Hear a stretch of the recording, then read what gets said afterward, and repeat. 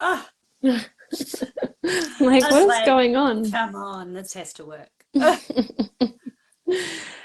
All right, we're live. Try We again. are finally. That took some time. Can you hear me okay? Yeah, I can hear you. You're quite quiet at this end, just as an Mm, FYI. I'm not sure why. Hmm. mm, I don't know. Wonder if I can, if I hyperboom you, if I'd get feedback. Just Bluetooth. Is that so long?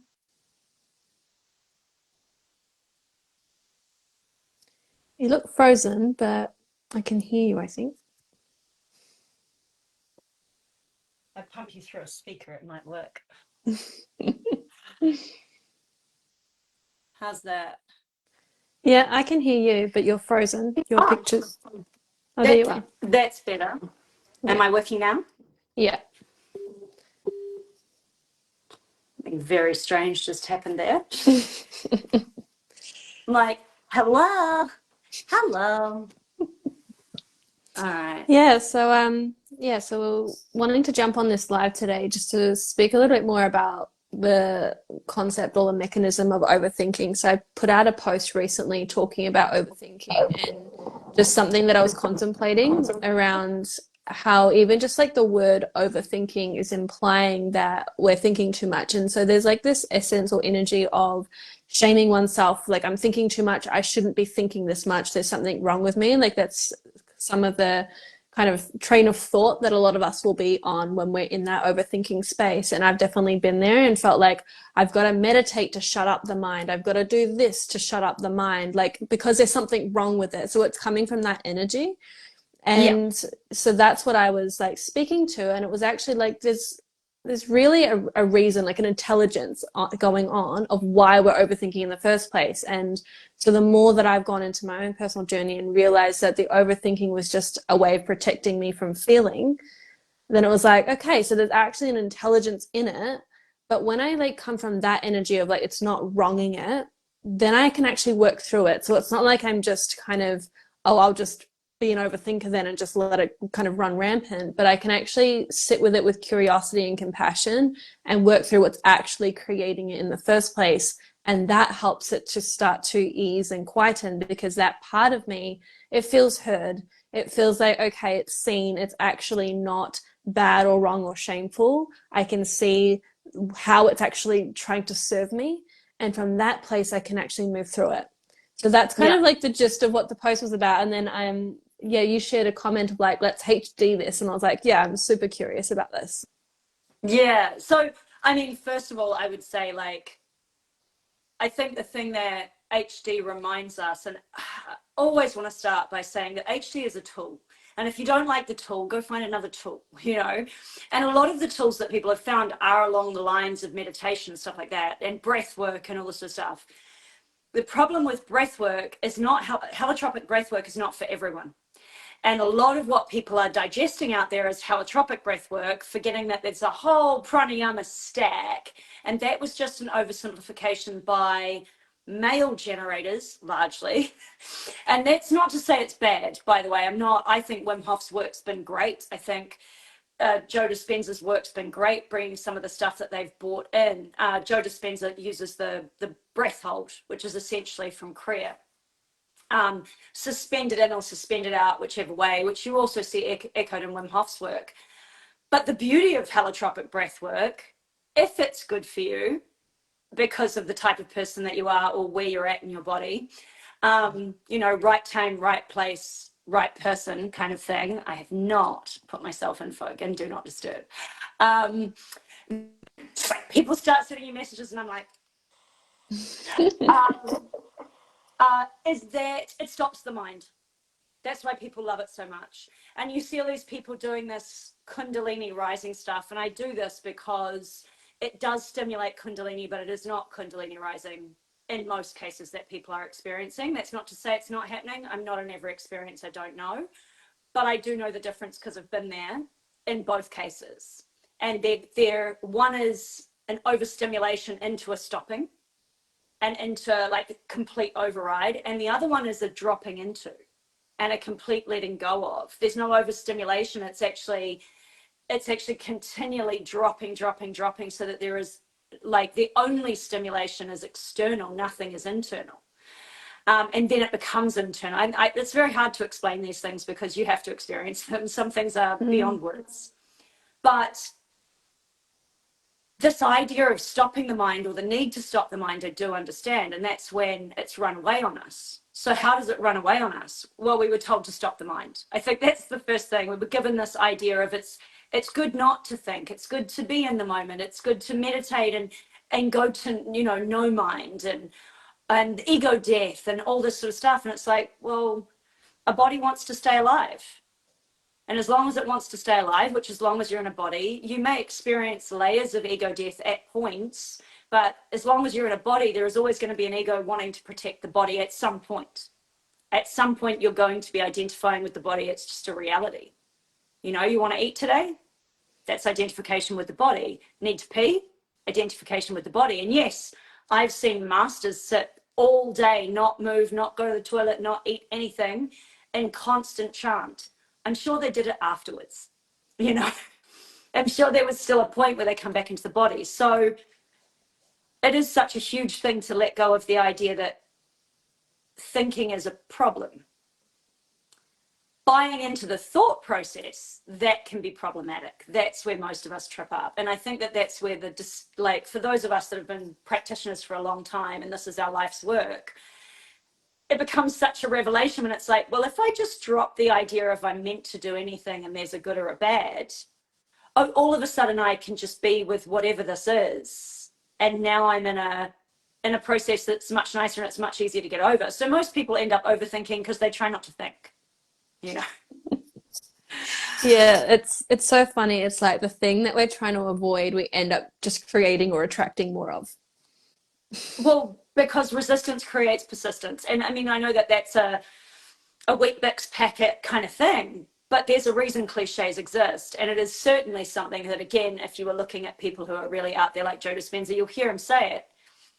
You don't have to believe me. Check it out. Like, if you check it out, your resistance to any state makes you that. So one of the things I always like to bring up when we're talking about this judgment of a state of being is the idea that has been, you might not like me going here, but the idea that there's a good and a bad, which is preconditioned, in my opinion, by religion.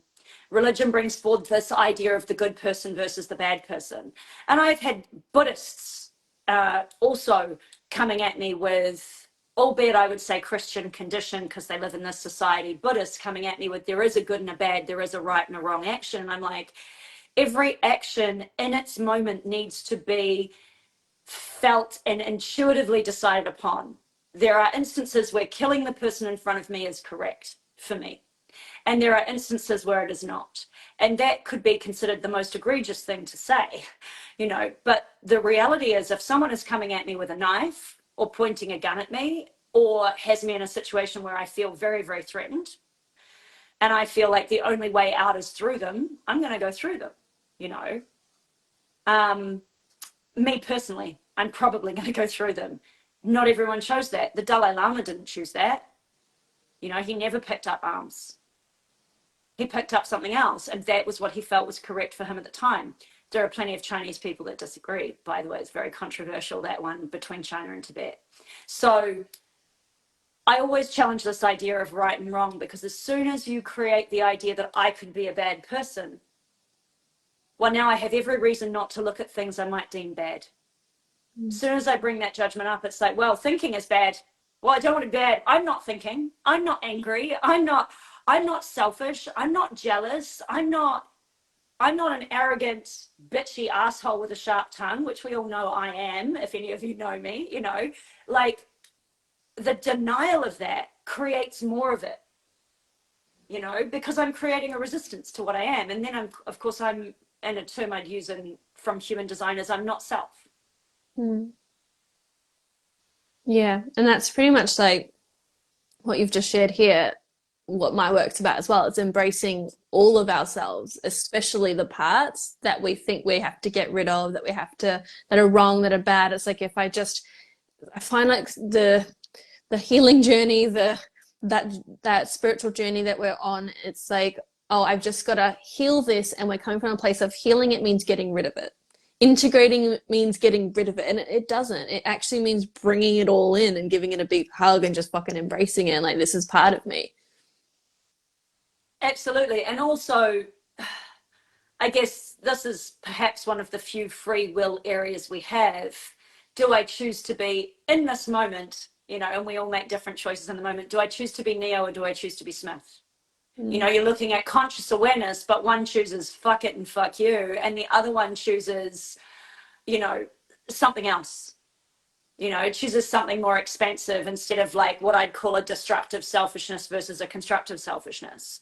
Now, we all do all of it, and we all do all of it at different times. And sometimes it's a fine line between what's destructive and what's constructive. And sometimes we hindsight, 2020, you work it out afterwards. And that's Yeah. just like, oopsies. And Oops. what's really funny to witness, like it's so clear and prominent now for me, like I see it everywhere, is just like the intense projections. Like as soon as we're judging someone else, it's often something that we actually do ourselves. And I'm witnessing it in a very intense way at the moment, Wow. being back home with family, and I'm just watching, and I'm like, this is really quite hilarious and also a little painful and also just fine at the same time. Like it's all good. But it's just witnessing it and like, wow, this is really interesting just to watch how much we're like judging and saying, you shouldn't be doing this. This is wrong. This is bad. Oh, they did this to, and like all this complaining and stuff like this. And it's like, but then I see you do it here, or I see me do it here. Like I'll complain about something and then I see myself do it. And I'm like, fuck, this is just quite hilarious. And the things we've been taught to hate about ourselves, Mm, our fallibility. And I mean, from the family I come from, we're all very outspoken. We all think we're right all the time. You know, and I love these people and I actually love them for it. And what's also awesome is that there is always room for everyone's opinion. And it's really interesting coming from a world like that, where where the children, not just the girls, but the children from very young have been encouraged to have opinions and bring in critical thinking and all that sort of stuff. Everybody argues at the dinner table, but it's not personal. On the odd occasion I've seen it be taken personally by one person. One person will continually take it personally, but everybody else is just discussing. And as a result of that, everybody gets to have an opinion and no one really gets to be right. And everybody does. yeah. But it's interesting that you say that because I've been noticing that on social media a bit lately. Projectors should never comment on everything, but I'm not very good at not commenting on stuff. And I made a comment on someone else's comment the other day, and this person came up and started basically saying, you're doing this and you're doing that and blah, blah, blah. And I was like, I really was just having quite an impersonal conversation and being a bit self-reflective on the topic.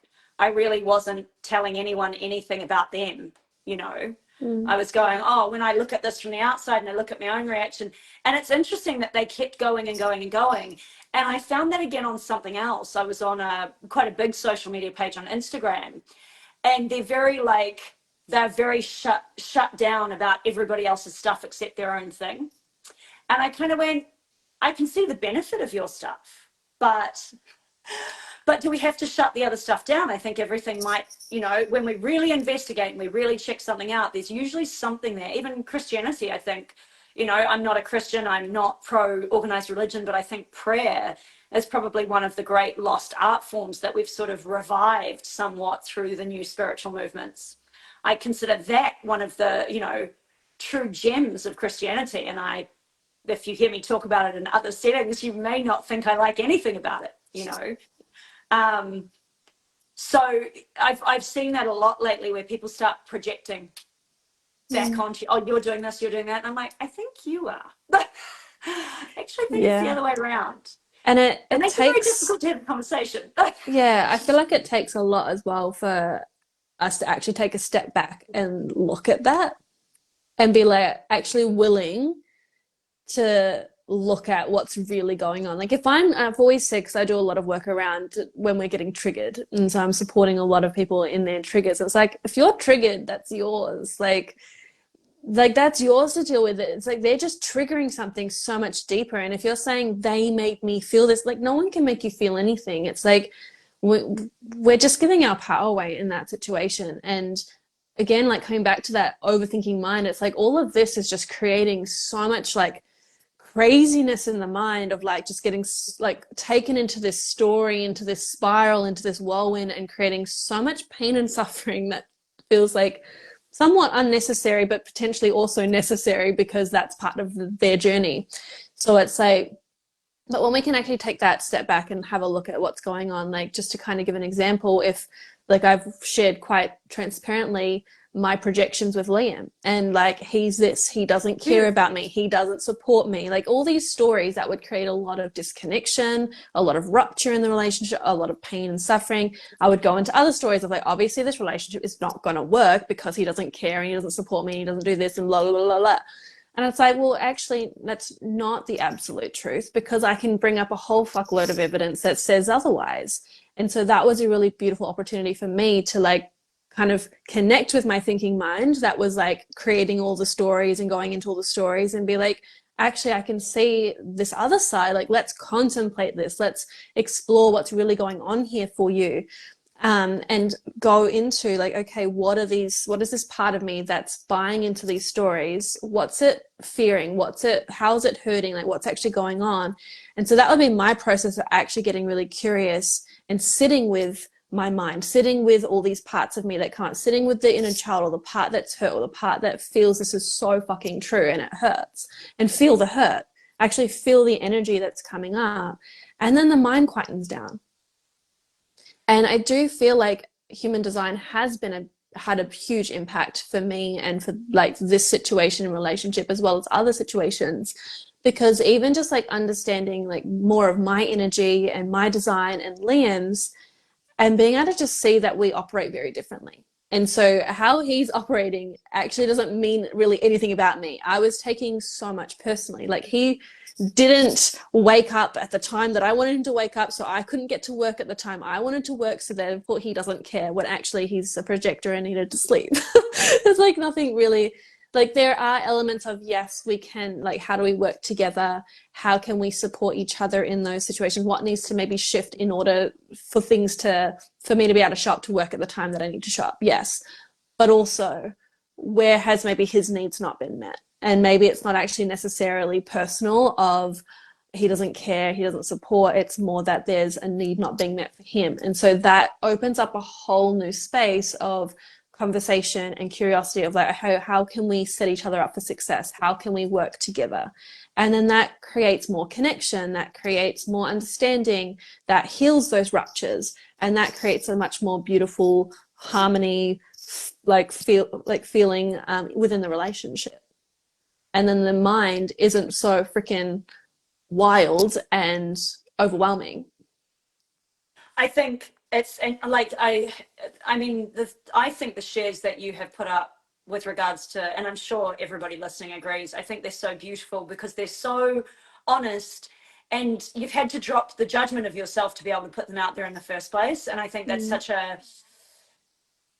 I think it's such a perfect generator, and I speak generally about your type. Um, it's such a perfect generator thing to do, is I'm going to take the self-reflection and I'm going to demonstrate my self-reflection to the world. I'm going to show you how to do it by doing it and by showing you my journey that way. And that is the generator journey. So just on a very simple level, without getting into the amplification of mind construct or the reflection of relationship, the generator's journey to self is to look at self. The projector's journey to self, which is what Liam is to look at the other and remember, especially with his profile, to take that as a reflection as well. And depending on the design that you have, no matter what design you have, there needs to be this understanding of a white center as an amplifier. So, it was a great post I've reflected on my Instagram. And it's one of Just Dusky's ones, and I love his stuff because he puts up a lot about projectors, which is very helpful for us. But he put up one just about the undefined solar plexus, the undefined emotional center.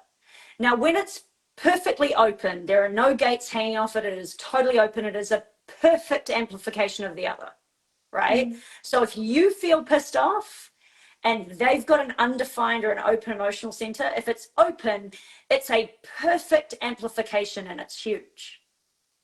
If they have a hanging gate, they're going to condition that amplification in a certain way, but it's still them, as a general rule, having a moment of amplification of you. If you're a little bit pissed and they're very pissed, it's them amplifying you. Now, you know, that gives you a lot of self-reflection. So say your partner is feeling a bit of doubt, a bit of this, a bit of unloved, you know, just taking the basic amplification theory that some of us have open or undefined centers, and you have one, and it's that self-center, right? So how that person is relating to themselves is then amplified, and you are running around amplifying it. And so it's not surprising to me that some of your thought process comes out to be a lot of self-doubt, a lot of this, a lot of that, and then at other times it's perfect. Like you're a very strong woman. I don't see you as someone with a lot of self-doubt, right? Yeah.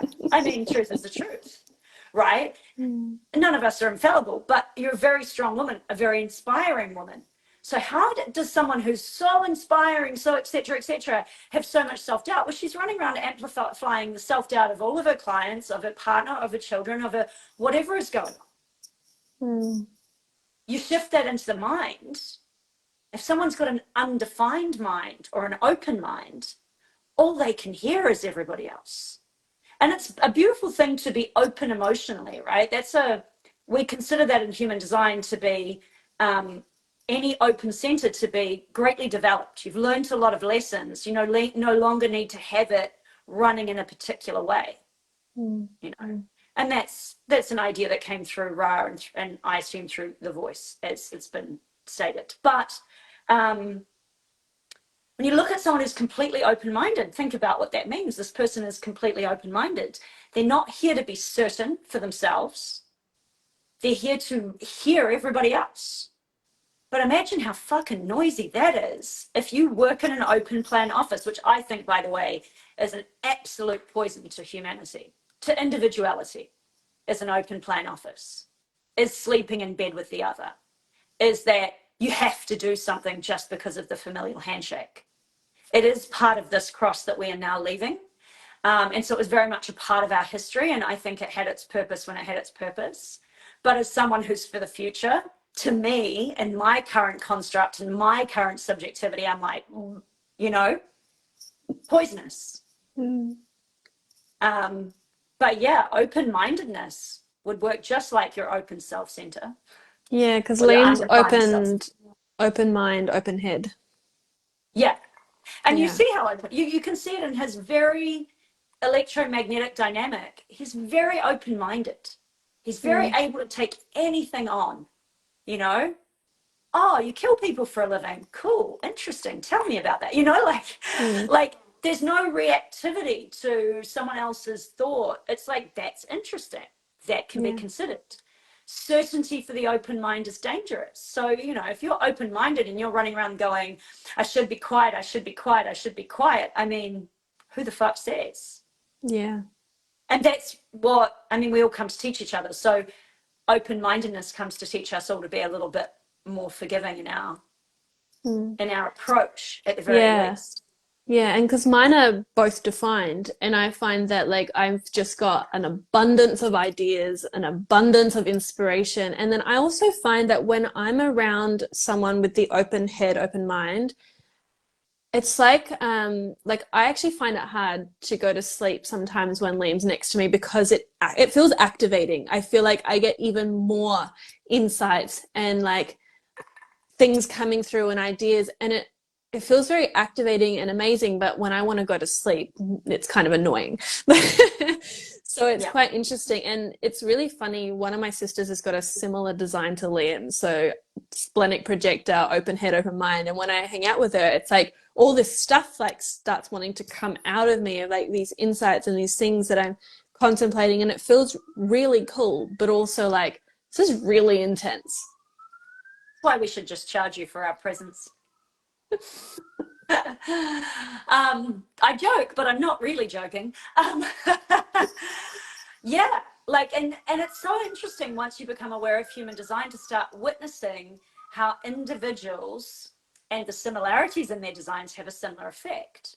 You know, I notice disruptions as well a lot, and how the disruption affects me. And if that disruption is in the throat, which I've only really come across to be a problem once or twice, I might even stutter, and I'm not a stutterer, but it's just the electromagnetic is just, you know. So Mm. that can be really interesting to come up against. But Yeah. I talking on a like that human, as a I like that yeah, as a contemplation though, like just kind of noticing when you're around certain people when there's like a disruption, rather than because what we'll find if we're maybe not aware of it is that we'll go into a story about why I'm stuttering or why I'm this or that person I makes did. me feel this or whatever the case. And so we can again get lost in the thinking mind trying to analyze why I'm losing my like not able to speak properly or like I'm not able to communicate something or I'm feeling uncomfortable, and then we either wrong ourselves or the other, rather than just kind of getting curious about it of like actually maybe there's a disruption in the energy right now. So that's really cool And just to point that out. yeah, and I mean, most of the time, that's what it is. I mean, you've been in my relationship discussion that I had with Erin, um, and you know, it's profound and ridiculous how easy it is to tell how someone fights, right? I can tell where you guys disagree. Oh, this and this, you know, the simplicity of projector needs rest versus generator thinks projector's not working. It's like, you know, I steal a little bit from your our conversations there.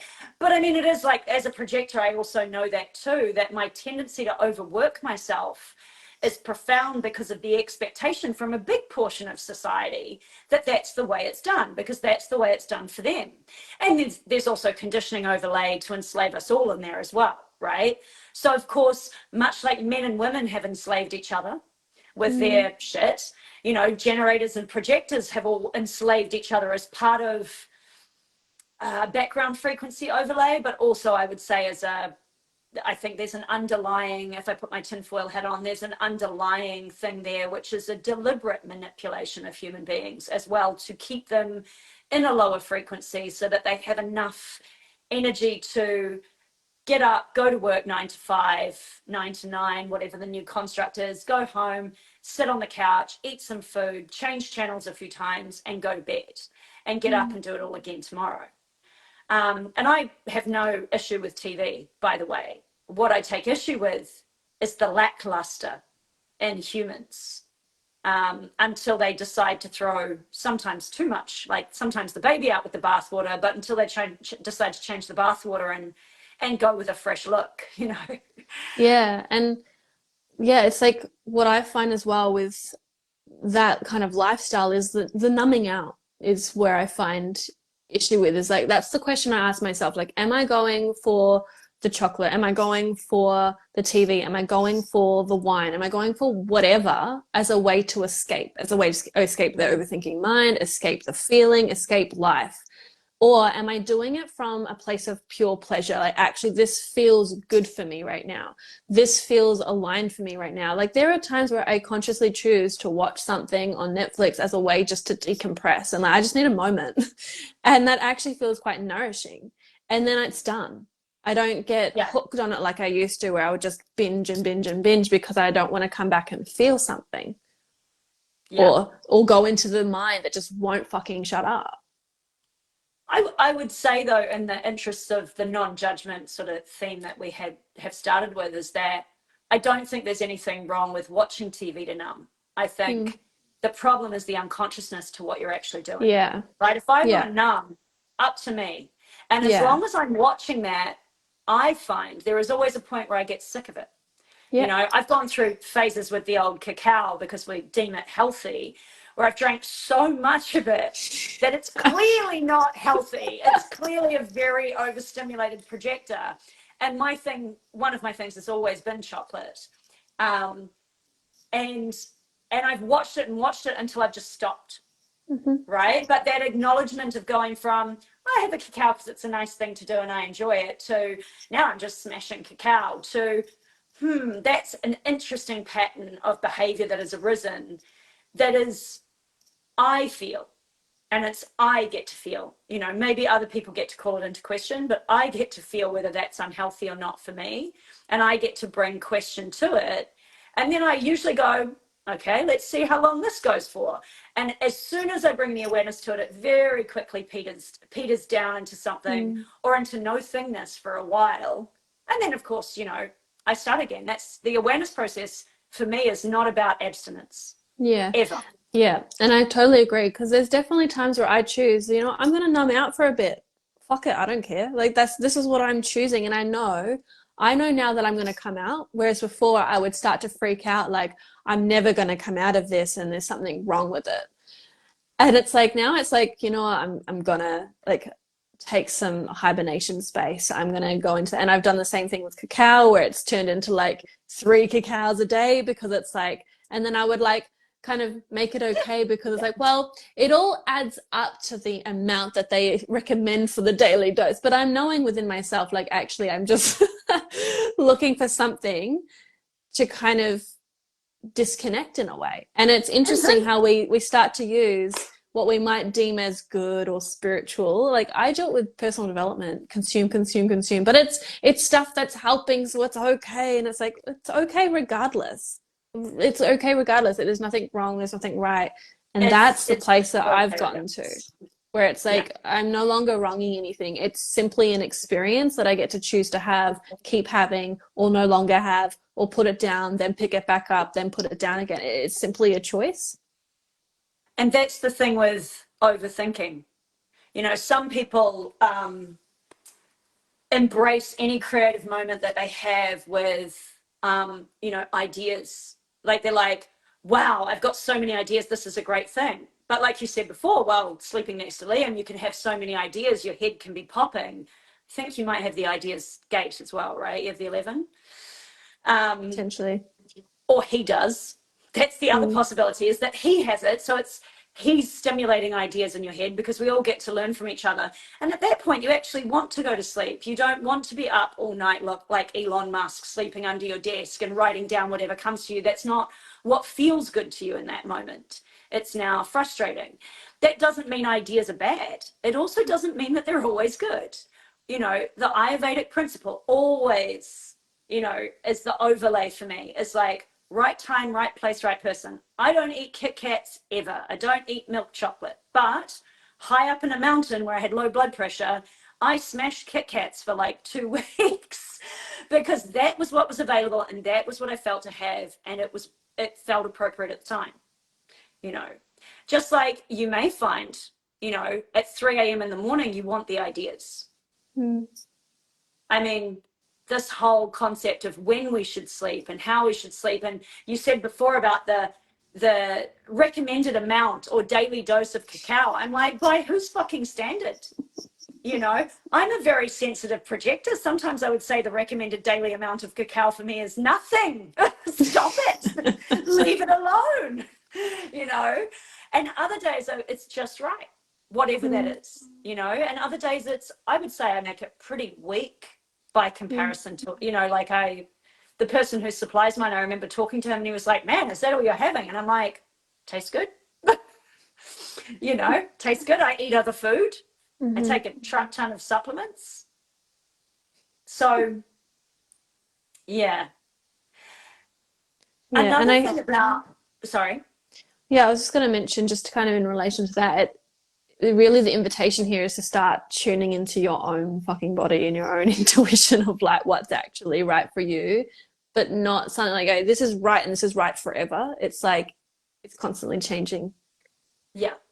Well, because we are seasonal, we are cyclical, we are constantly being affected like by others, all these little stardust bodies that are constructed of stardust. Like I just can't get that concept out of my mind that you are made of things that didn't originate here on this planet, right? They came from somewhere else. and you're wandering around in 3 trillion particles per second per square inch of raining stardust that permeates through everything. I mean, if you put that image in your head, you can see the matrix construct that they actually put in the matrix, but it's not, well, I mean, technically it is numbers, but it's not numbers, it's sparkly shit, right? It's terrestrial, you know, interterrestrial, extraterrestrial stuff that is totally affecting you all the time. So what is right for us right now will be very different tomorrow, will be very different in the next hour. I've definitely given myself permission to, last week, was it last week? I took a morning off from clients. I cancelled them. And I have great clients, and I have no fear that the right clients will allow for that. They will allow me to be human and me to be exhausted and me to not feel good. And I really did not feel quite right. I've been running on empty for too long. And I got up and I got ready to go. And my head was doing its thing. And I have a defined mind like you. So mine, 4323. I'm not even hearing my stuff. I'm hearing shit from somewhere, from a different dimension half the time, you know, plus my mind. It's noisy, it reverberates, every sound has a noise, like every color has a noise, every image has a noise, you know, like, I mean, it's never quiet. And I'm not attached to it being quiet. You know, there is a lot of peace when you let go of the idea that something should be anything. Yeah. But yeah, what an incredible reality we live in that we don't even see. Yeah, and I feel like really the invitation here is like stop trying to shut up the mind and actually just like start asking yourself like the question of what's here, like what do I need in this moment, what feels right for me in this moment. It was so funny, it's popped up into my mind. There was an experience recently where I think Liam was oh yeah, Theos did something that was like I don't remember exactly what it was. I think he squirted Liam with the hose, and Liam was not happy about that and wanted an apology. And Theos goes, "Oh, I said it in my mind. Oh, but I need to hear it." And he goes, "Oh, let me just go and talk to my mind, and I'll come back in a minute." So he goes to his bedroom to talk to his mind, and he goes, "Mind, so Dad needs to actually hear the apology." Did he apologize? He came out and ended up apologizing for squirting the hose. But it was so funny because he had to consult his mind first. Fascinating. I would suggest that a child of that size possibly is talking to something else. Yeah. So it was quite interesting that like he'll often say, "Oh, I said it in my mind," and he has to go and consult his mind, and it's just the sweetest thing. And I was like, well, I do that. I go and like just go into my own space and contemplate and like essentially am talking to different parts of myself. Like I do a lot of parts work and like having that conversation, and it's like, yeah, like previously I would have thought like I'm a bit of a crazy person. I'm just but it's just like actually I just have learned to just love all these different parts, all of these qualities, and just be in communication. And there's like a lot of processes that I guide with my clients of like, actually, let's just give a seat at the table to all these different parts and let's give them a space to actually communicate and be heard rather than shutting them up all the time. Like a lot of us have just been shut up for like all of our lives. Like it's not okay to speak. It's not okay to have an opinion. It's not okay to feel X, Y, and Z. Like it's just like actually give those parts of you space to express and be heard for once. And I've been in environments where having a noisy mind has been a problem too, you know, where it's like, my God, your mind just keeps going and going. And it's like, it's the mechanic. The mechanic of my mind is that it is constantly hearing and translating all the time. And I don't consider it a curse ever. I consider it a great gift, but I certainly haven't always felt like that. And I've definitely have had moments where I felt a possession and I'm going to use that word, however controversial it might be, but it was a literal possession where I guess I let my guard down, and an event happened where I trusted someone because they were around the group that I trusted, and I gaslit my own self. I gaslit what I saw, what I visually saw in this person, and went, oh, they must be okay because they're around. And they did a chiropractic fix on me, and my head went nuts and it would not shut up. And my guru, who was an osteopath, looked at me and was like, how do you look worse after going to the sauna? And everybody else looked better, and he's like, she looks worse. And I'd literally just got off a plane, and I was fresh back in the country, probably within a couple of days of going to the sauna. So maybe I was just being impacted by the environment, but I remember distinctly that it was from that moment. And the thing about the world that we live in is we have a real tendency to go, oh, that thing happened to me, as opposed to I pulled this thing in for some reason to learn something. And in that moment, I got to learn what it really was to have a noisy mind. And it was really not fun. And I don't think I've ever experienced anything quite like it. And it was it was like I could hear the voices of everyone in the world all at once.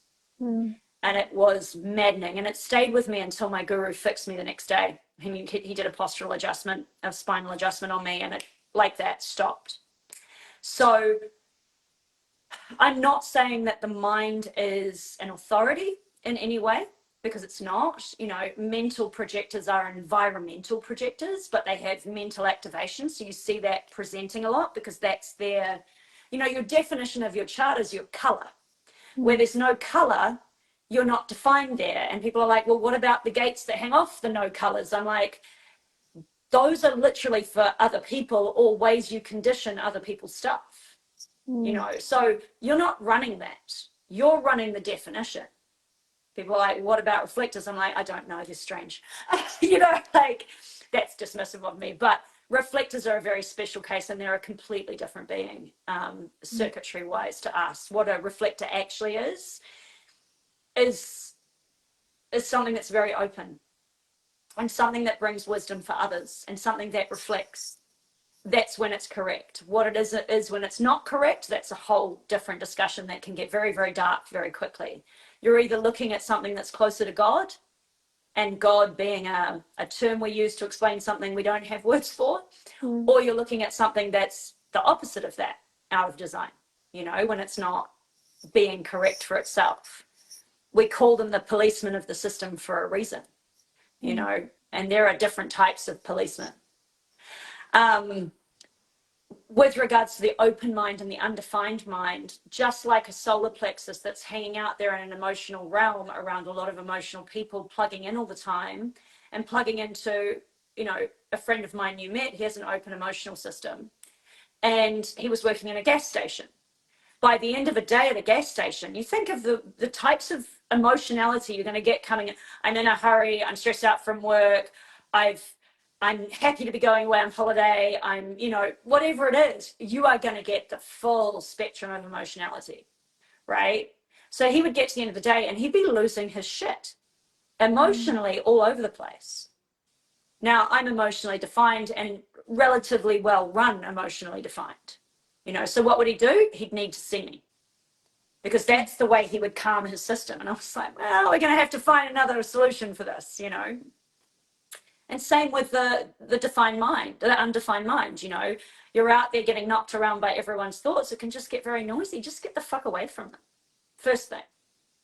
Second thing, breath work is useful for any of the centers that are overloaded. There are different mudras that relate to different ways to detoxify the body and calm the body and the mind. Now, if you can stay out of thinking that you're a yogi and identifying with something, and just use the mudras as the science and the technology with a bit of humility, then they shouldn't screw you over, Yeah, and I feel like it's that with like any practice that you use, like when you're kind of coming in with like identifying with something or attaching to something, or this is like what it is, this is like what it means about me. Like as soon as we're kind of attaching to some sort of story, it kind of just makes it all a little bit funky. But it's like even with what you were sharing about breathwork earlier around like the holotropic stuff, it's like it can be quite interesting because we can use breathwork as like and just another way to escape, or we can use it a way to tap in and to tune in. And there are ways to like adjust breathwork so that it is supportive for you in the moment. Because I've seen a lot of breathwork, like we've The run like breathwork coach opinion we've is coming out. yeah. Well, I guess like because for us it's like I guess it's a little bit different. So the one that I trained with was biodynamic breathwork trauma release system with Giten Tonkov. And that is about being really fucking present in the body, like really like feeling the sensations. It's more of a slow to medium pace of breath. If you are looking to escape the body and have some sort of out of body crazy experience, it's not really the type that I work with. It's more about I'm going to feel more, I'm going to express more. So yes, the mind tends to quieten down, but sometimes it's actually quite active because that's what we need to be with. So I find in the breathwork that I work with, it's you're going to meet what you need to meet. You're going to meet the resistance that you don't want to fucking feel. You're going to meet the numbness that you don't want to feel. Like for a long part of the journey for me, I had to be with the numbness and the frustration of it's not working when actually it's exactly working. It's giving me what I need to meet. So that's how I use breath work. It's like, let me breathe to connect, to feel, to actually be with what's here. And if it's the resistance, or if it's like the not working, or it's the tension, or it's the numbness, like that's just the first layer. And as soon as I was able to meet it, then I move into the next layer and the next layer and the next layer. So I wanted to share that piece because there's so many different practices that you can use. It's again like when we're talking about cacao, sometimes cacao is perfect for this moment, sometimes it's this dose, sometimes it's that dose. It's the same with breath work. Sometimes it's actually just slow deep breaths. It doesn't have to be that freaking like complicated, but then yeah, just feeling into what feels right in the moment. It has to be, and that's where, here's my mind mechanism, either amplifying other thoughts, other people's thoughts, or receiving transmissions, or whatever it is, or just being noisy because it's defined and that's how we are. And trying to shut up a defined mind is really going to set it off on one. I'd have to ask someone with an undefined mind if it's a little easier to stop it thinking just by being away from people. That I assume is true. Um, but we can, even with an undefined mind, we can hook into someone else's mechanic and start playing that out. So that's something that can be very incorrect within design, is we're meant to go to school with each other and experience all of it, same with the background star field. But we're not meant to hook in and start running someone else's program just because that felt safe or felt certain or felt like it gives me definition to life or whatever it is, because we have all these not self identifiers within the centers that tell us something about what's correct for us and what's not. That can be really useful if that's your thing, which of course for you and me, we've definitely gone down the human design hole and found it really useful. And not because, and I want to say this, I feel to say it because someone questioned me about it yesterday. I am not my design. My design is my avatar makeup. I'm not my mind, I'm not my body. And we have the body mechanic, which is sort of sitting behind me over there. But we also have the mental mechanic of the four variables in the thing as well, which is about how the mind is structured. And, some of us are very focused beings, some of us are very left beings. And so meditating on a candle, being active in our meditations and actually having a chant or something like that's very useful. Whereas when we're very right-minded, that we may find, yeah, it's good to I'm completely right. So it's good to have anchors, but actually ultimately I'm going to need to get very peripheral in that whole process. I can't be narrow. That's not actually going to work for me. It's going to mess with my head. So human design is really useful in looking at what type of meditations can be the most useful for a person to shift their frequency. And certainly to shift into what I would call an accepting mind, an allowing mind, that I can just allow those thoughts to come and go without getting in conversation with them. So very useful in that way. But it's also interesting as you talk about breath work, there was something else that came up for me there was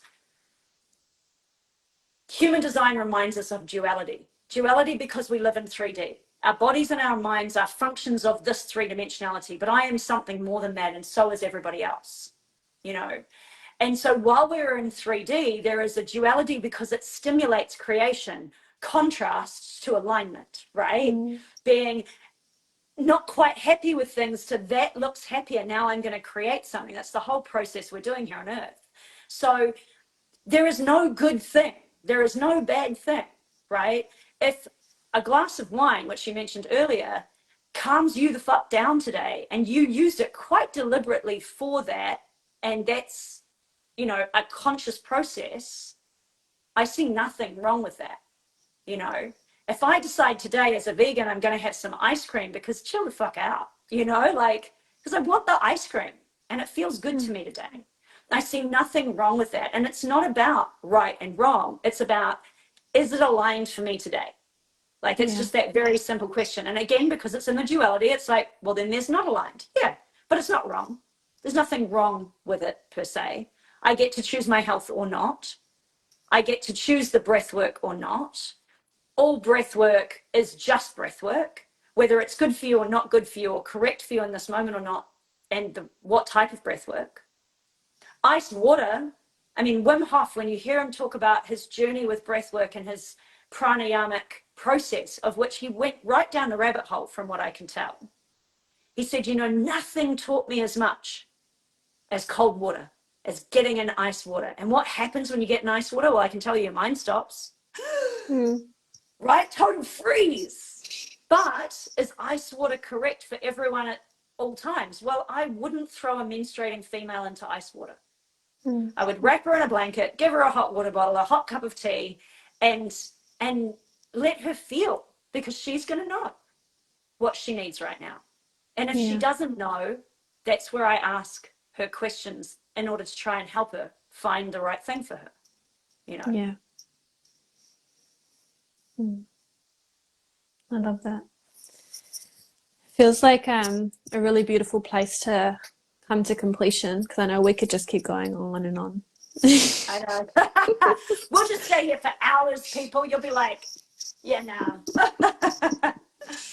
But yeah, I feel like there's so much in there just to offer those watching, whether live or replay, to just start contemplating and starting to actually just let go of this right and wrong, good and bad, and just start to feel in what feels good for me, what feels right for me in this moment, what doesn't feel right, what doesn't feel good for me in the moment. And actually just start to become your own authority in that way of like, let me feel into this, and then like let me use other tools to support me. Like human design has been like crazy impactful for me and having more of that awareness. But again, we don't want to attach to, now I have to like do everything by the human design chart, and again we're just like attaching. It's like, let's have those open palms and let's just really let this be the tool to support me in my journey. Same with like all the things that I offer. Like, it's, for me, the essence of the work is like embracing yourself, loving and accepting all of you, and like, let's play and get curious and explore and feel what feels right and feel all the things. I have gone down so many different rabbit holes in my journey to find tools and systems. And with human design, I went hard down the rabbit hole for a long time. And then I didn't have the energy for it anymore.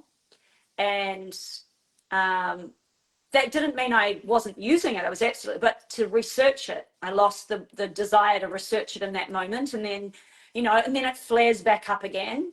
And without judgment, I just move with what I feel is, you know, I'm an emotional being. I move with what I feel is correct. You know, at the moment, divine geometry is a huge part of the new work that I'm doing as well. And I just can't ignore the fact that not only does it feel correct, but the external world is reflecting back to me. You know, there's lots of little signals there that I'm going in the right direction with that as well. So it stimulates me to be more interested.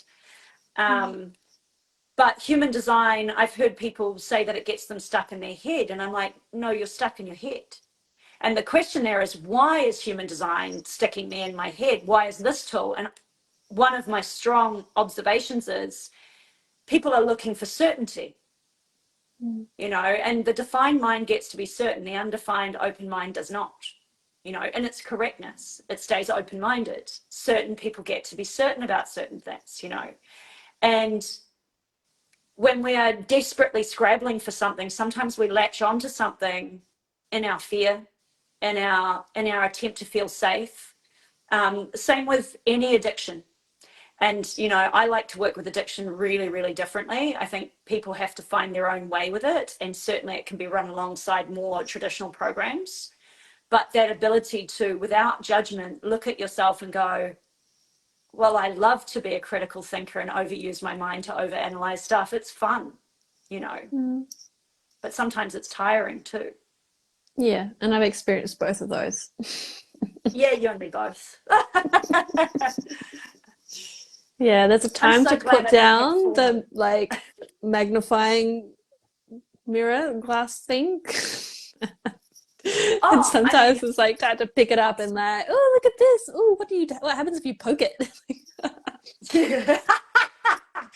that is something I would say. I'm like, but, younger child syndrome. I shouldn't do that anymore. Just one more time. Just once more. And Oh, maybe Akira's like that. Oh my God, it's insane. Like she's is it 6'3" or 3'6"? I think she's 6'3", 3'6". Anyway, I think she's a 6'3". one of them. But yeah, like she'll just keep getting back up. Let me touch it again. Let me try it again. Like the amount of times she fell over and like would smack her head because she's like so fucking determined. I'm going to figure this out. But now she's so incredible at falling that she like never like unless she's fucking tired, doesn't smack her head. Like the way that she falls, it's so well. But it's like, oh, like why? And she's like, let me touch it again, even though I know it's gonna end She's bad. refining a process. She's a double third line right now. And I It's just so good. briefly, what should touch on, you know, first lines, always looking for safety in the knowledge. And Mm, sometimes the knowledge is that the knowledge is not the complete picture. You know, the book is not going to give you a complete picture. yeah, Um, I had to yeah. learn that the hard way. All the I'm a books, 1-3 all man. the all the books. Why isn't it not working? Let me Yeah. read another book. Let But we me read do another another book, and there's course. always another book, and there's always 3 courses to be involved in at the same time, and there's always the search, but the search is for other reasons. You know, Yeah. Mm. stimulated by our hope that we can save ourselves. But I love it. Thank you so much. This was awesome. it's Mm. always lovely to see you. And we've got a couple of event things coming up in your private groups. What are your Yeah. 2 different groups that we're going to be talking in? Yeah, so we've got the embodied woman experience. So that's like my year-long experience where we just dive into all the things. There's just not really words to even describe that experience. It's quite I'm crazy. sure. But we're now in the conscious relating. So we're coming to the end of round 1. So we're now in the conscious relating modules. And so we're going to be looking at relational dynamics and really looking into the human design system of how that can support conscious relating, how that can support understanding each other. So it's like a lot of my work is releasing resentment, working through triggers, working through inner child stuff. Like, why is he doing this? Why doesn't he care about me? Why am I not good enough? Like, we're looking at all those. But then it's like looking at how our partner triggers us and how we can use human design. Just like what I was sharing earlier, like the stories that I held toward Liam, that he was like validating by the ways that he was acting, and I was like, well, it must be true then. But it was like just hitting that deeper wound. And then I found human design is one of the things that has significantly impacted how I relate with him, but how I relate with myself, with everyone. So we're going to see what that brings up, because there's so much that we could go into, and it really just, it feels like for me we're in the area of intimacy and spiritual growth in relationships. So we're going to explore that and how we can really harmonize and work together, and maybe even looking at those disruptions that we talked about. So we'll see what pops up. It's super I'm very fun. much about just seeing what's alive in the moment rather than like going to like, this is what we're diving into. So we'll see. And then the other one is the Heart Speaks program. So that's all about like looking at what has impacted the heart and the throat. So where there's a lot of armoring, where there's a lot of like those self-worth issues, not good enough issues, where we shut down the heart. So we shut down in love, we shut down in our relationships. We don't really fully open our heart to receive and experience love, or to really fully give it from the place of like true giving of love. It's more like coming from this place of, how can I be loved and accepted? What can I do? How can I people please so that I get the love, rather than being in the truth of love? And then the area of like the throat is like, yeah, totally. And then like the throat is like expressing. So heart speaks is like, how do I lead in love, in life, in relationships, in motherhood, from my heart, from my truth, and how do I express myself in that? So that's going to be a really cool to go into as well. I mean, your work is awesome. I very much admire your work. I think it's really beautiful. So I look forward to getting to be part of it. Always happy to receive an invitation over here. So. It's going to be a lot of fun. Like, it's like we go really deep, and it can sometimes, I find, on the journey feel a little bit heavy, but the more playfulness and curiosity and innocence and fun we can bring into it, I just find it does make the journey so much more fun. Yeah. More Thank fun. you. Yeah. Thank you. Yeah. Well, I'll see you soon. Bye. Bye. I'm like, well, where do we get out of these things? Yeah.